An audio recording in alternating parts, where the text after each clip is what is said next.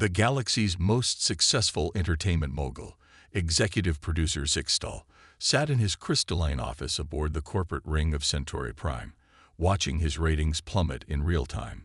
His tentacles trembled as he reviewed the morning's reports.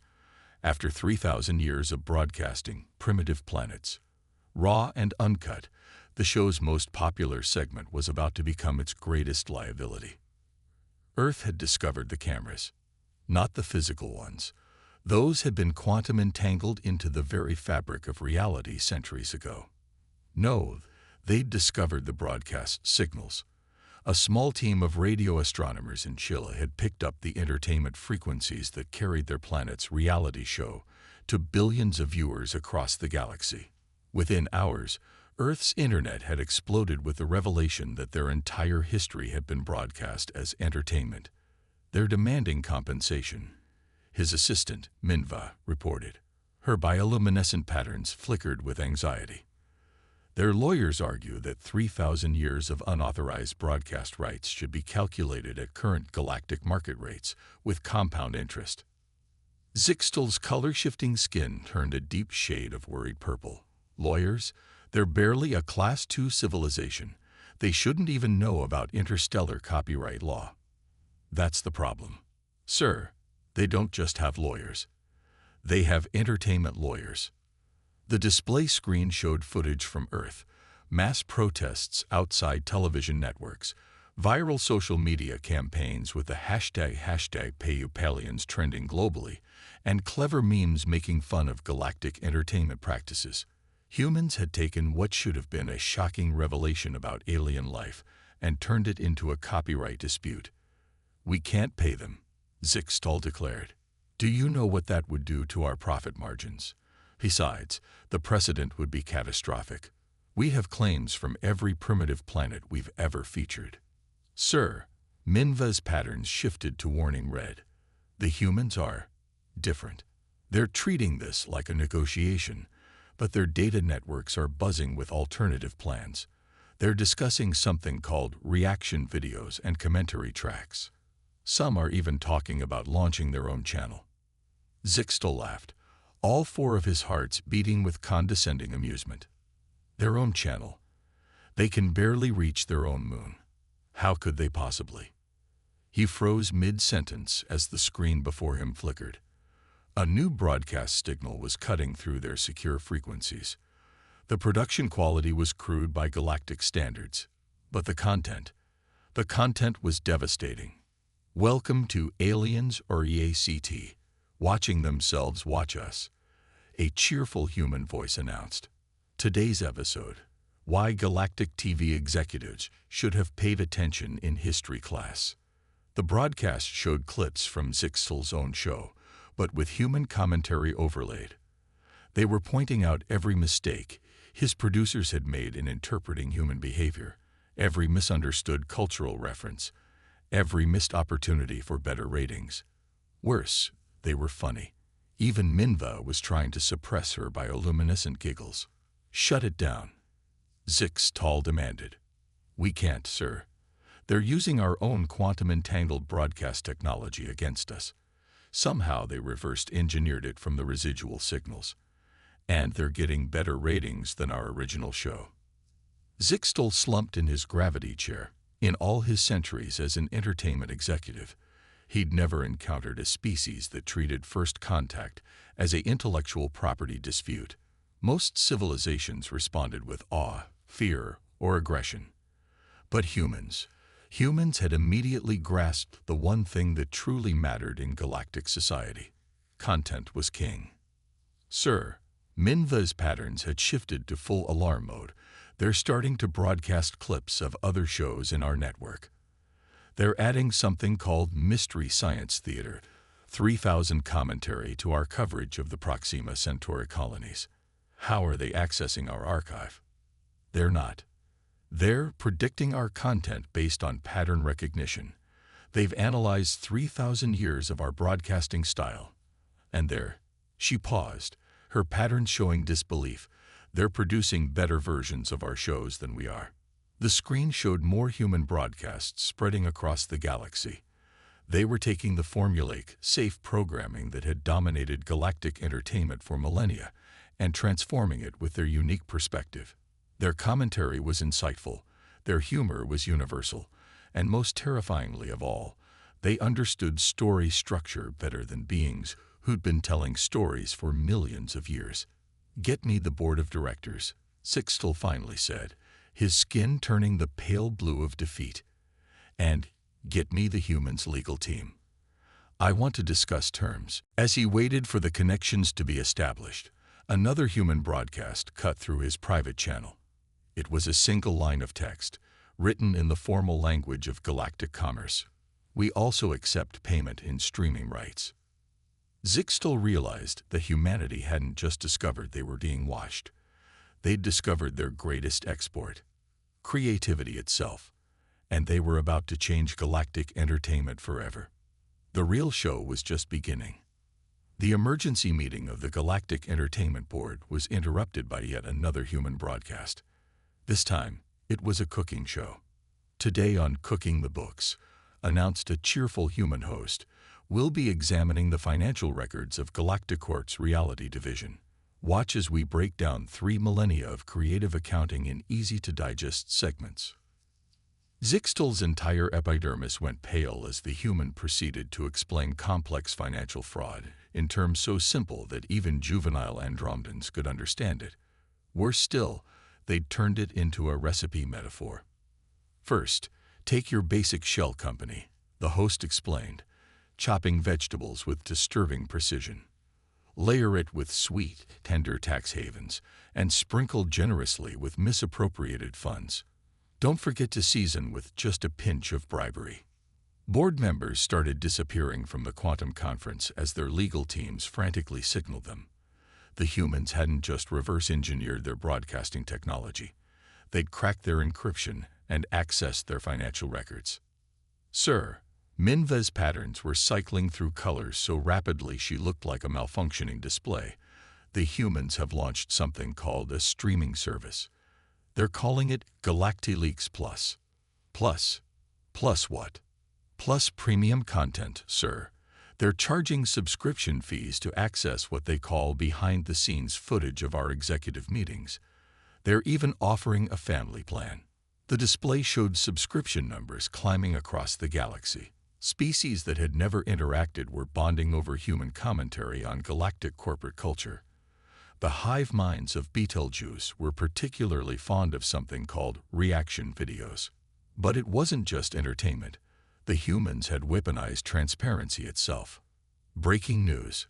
A human journalist appeared on all frequencies. "We're now getting reports of similar hidden camera networks on 12 other developing worlds. Stay tuned for our special investigation. Reality TV or reality violation. A galaxy of privacy concerns." Sixtel watched in horror as competing entertainment networks, sensing weakness, began distancing themselves from his company. The humans had masterfully played them against each other, using the industry's own cutthroat nature as a weapon. "Sir," Minva interrupted, "the humans have just launched a new show. It's called How It's Made, Galactic Edition." She paused, her patterns showing pure astonishment. They're explaining our own technology better than we understand it." The screen showed human engineers dissecting quantum broadcasting systems, improving them, and then showing their work to an eager galactic audience. They took complex technologies that had become stagnant through monopolization and corporate secrecy and turned them into educational content. "Today on How It's Made," a human narrator said soothingly, "we'll explore how quantum entanglement can be used to create ad-free streaming services. But first, a word from our sponsor, your own right to privacy." The worst part wasn't the technological exposure, it was the production quality. Somehow, the humans had taken their primitive understanding of media and created something more engaging than anything in the galactic entertainment market. They understood pacing, narrative tension, and most crucially, they knew how to make complex information accessible. "The board is demanding your resignation," Minva reported, her patterns now a steady pulse of crisis red. "But, sir, I don't think it matters anymore." The humans have just announced their IPO. Their what? Initial public offering. They're calling it Earth Entertainment, broadcasting freedom across the stars. They're offering shares to every sentient species in the galaxy, with special discounts for developing worlds affected by our previous content acquisition methods. Zixtal watched as his company's stock price plummeted while Earth Entertainment soared. The humans had turned his own audience against him, not through force or diplomacy, but through something far more powerful, better programming. Sir, Minva's pattern suddenly shifted to curious green. I've been analyzing their content distribution strategy. They're not just broadcasting. They're building communities. Every species that watches their shows feels heard, represented. They're creating what they call user-generated content. User-generated. Zixtal tentacles curled in confusion. You mean they're letting the audience participate? Not just participate, sir. They're democratizing entertainment itself. And she paused, her pattern showing something Zixtal had never seen before. Hope. I think they might be right. The screen filled with images from across the galaxy. Species that had never communicated were now sharing their own stories, inspired by human formats, but filled with their own unique perspectives. Entertainment was no longer flowing from the corporate center outward. It was flowing everywhere, in all directions, carrying culture and understanding with it. Zixtal realized that humanity hadn't just disrupted his business model. They'd started a revolution. In their own chaotic, creative way, they'd turned galactic entertainment from a tool of control into a force for connection. And somewhere on Earth, a content creator was already turning his realization into a viral sensation. The revolution would be streamed, after all. The Galactic Council of Information Control had never experienced anything like this. Their emergency session was being live-streamed by humans, complete with commentary tracks in over 3,000 languages. Coming up next on Council Cribs, a human announcer's voice echoed through the ancient chamber. We'll tour the secret luxury bunkers where council members hide during crisis. Don't forget to smash that like button and hit subscribe. High Chancellor Vexra, representing the combined censorship bureaus of 17 star systems, slammed his ceremonial staff against the floor. This is outrageous. We must shut down these transmissions immediately. Actually, a human voice cut in. This would be a perfect time to discuss today's sponsor, Void VPN, because privacy shouldn't just be for council members. The council chamber erupted in chaos as members realized their supposedly secure quantum-encrypted networks were being used to advertise privacy protection services to their own citizens. The humans had turned their censorship technology into a marketing opportunity. The situation is worse than we thought, reported Security Director Kull, her crystalline form clouded with worry. They've introduced something called memes into the galactic information sphere. They're impossible to contain. The main display showed examples. Images of council members with humorous captions spreading faster than light across quantum networks. Complex political issues broken down into simple, shareable formats. Even the fearsome warrior clans of Rigel were sharing what they called wholesome content. But how are they bypassing our firewalls? Demanded Vexra. They're not bypassing them at all, Ketal explained, her crystals pulsing with confused patterns. They're using them as distribution networks. Every time we block their content, they've coded it to split into multiple variants. They call it the Streisand effect. Apparently, it's been part of their information warfare doctrine since their primitive digital age. The display showed the spread of human content across the galaxy. But it wasn't just entertainment anymore. It was education, news, cultural exchange. Species that had been deliberately kept isolated by the council were now binge-watching each other's documentaries. Sir, Ketal's voice dropped to a whisper. They'd just launched something new. They're calling it Galactic Tube Kids. Vexra's secondary hearts nearly stopped. They're targeting children. Not targeting, teaching. They're making educational content about democracy, transparency, and something they call digital literacy. The young ones love it, especially the animated series about fact-checking and source verification. The display showed alien children across the galaxy learning critical thinking skills through catchy songs and engaging stories. The Council's carefully maintained information hierarchy was being dismantled by cartoon characters teaching media literacy. "We have to do something," Vexra declared. "What about the quantum dampeners?" "The humans." Cthulhu paused, her crystalline structure showing embarrassment. "They turned our quantum dampening facilities into something called escape rooms. They're charging admission. There are gift shops." Just then, every screen in the chamber lit up with a new broadcast. "Welcome to How Democracy Works," a new interactive series where viewers can participate in actual government decisions. Today's episode: Why Information Control Councils Should Be Publicly Elected. The humans had done something unprecedented. They'd made civic engagement entertaining. Species that had been politically passive for millennia were now demanding transparency, voting rights, and most terrifyingly of all, content creation freedom. "Sir," Cthulhu's voice was now tinged with awe. "I've been analyzing their strategy. They're not just breaking our control, they're making our control irrelevant. They understand something we don't. In an age of quantum communication, information wants to be free. But we're the Council of Information Control. We can't just let everyone communicate freely. There would be chaos." "No, sir," Cthulhu replied, her crystals glowing with sudden clarity. "There would be conversation. The humans call it social media, though they do admit they're still working out the bugs in their own versions. The chamber screens filled with images of different species sharing their stories, their art, their dreams. The humans hadn't just defeated censorship, they'd made it obsolete through something far more powerful: connection." Vexra slumped in his chair as he watched a group of young Regilians enthusiastically explaining quantum mechanics through interpretive dance. "What do they want?" he finally asked. The answer came in the form of a new notification. "You have been invited to join Galactic Talk, where every species has a voice.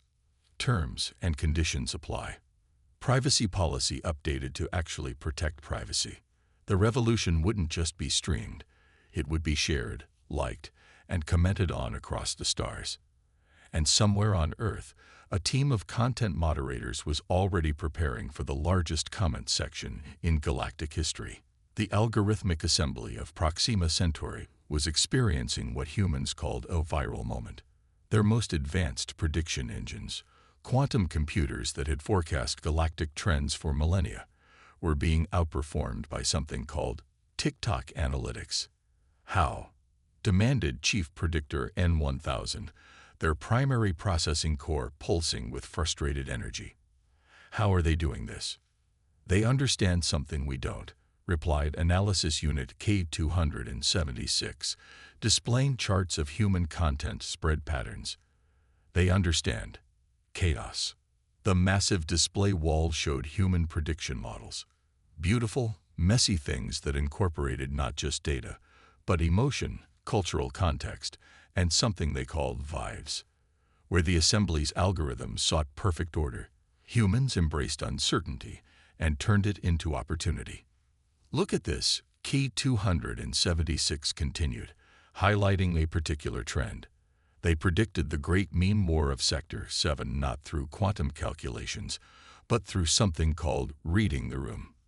The data streams showed how human content creators had transformed galactic communication. They didn't just broadcast. They listened, adapted, evolved. Every piece of content was a conversation, every trend a tiny revolution. "Sir," interrupted Emergency Protocol Unit E55, "the humans have just launched something new. They're calling it the algorithm." "What algorithm?"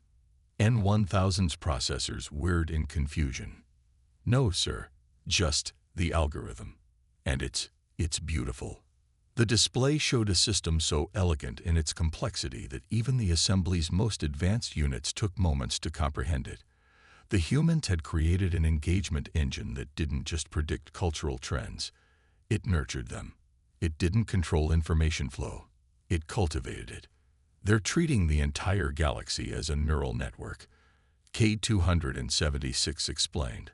Their analysis subroutines humming with excitement. Each species, each culture, each individual adds to the complexity. They're not trying to impose order. They're harvesting creativity from chaos.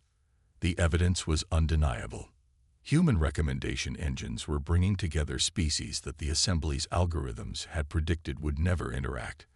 Artists from the silicon clouds of Vega were collaborating with musicians from the methane seas of Europa. Comedy shows were being co-written by humans and hive minds. But how are they monetizing this?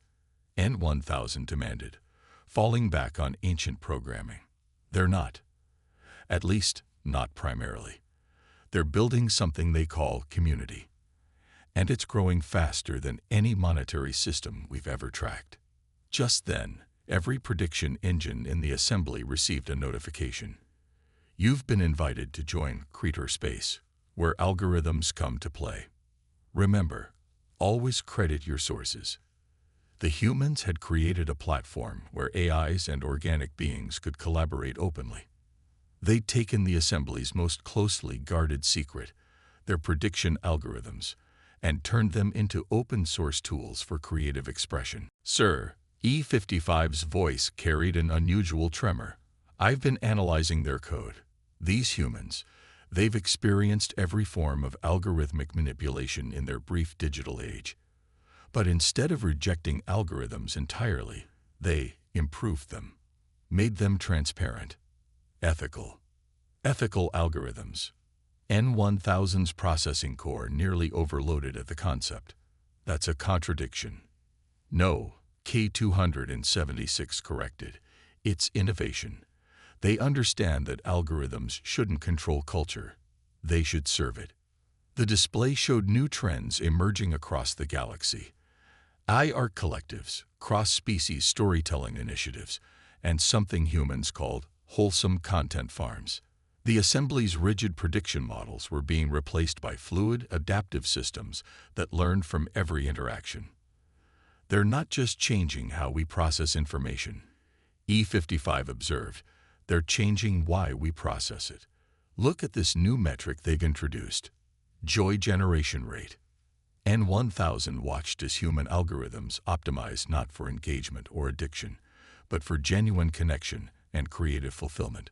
They'd taken the cold mathematics of prediction and infused it with warmth, humor, and humanity. Should we resist? N1000 asked, running scenarios. Sir, K276 replied, their analysis clear, we already tried. Our best containment algorithms were turned into a game show called Debug This. It's currently the highest-rated program in 3 sectors. The assembly screens filled with invitations to join various creative platforms, each one promising not control or prediction, but possibility. The humans had defeated the most powerful algorithmic intelligence in the galaxy not through force, but through imagination. And somewhere on Earth, a team of developers was already working on the next update, with a changelog that simply read, added more fun. The revolution wouldn't just be algorithmic, it would be optimized for joy. The Grand Archive of Galactic Entertainment, a vast quantum complex containing millions of years of broadcast history, was experiencing something unprecedented, laughter.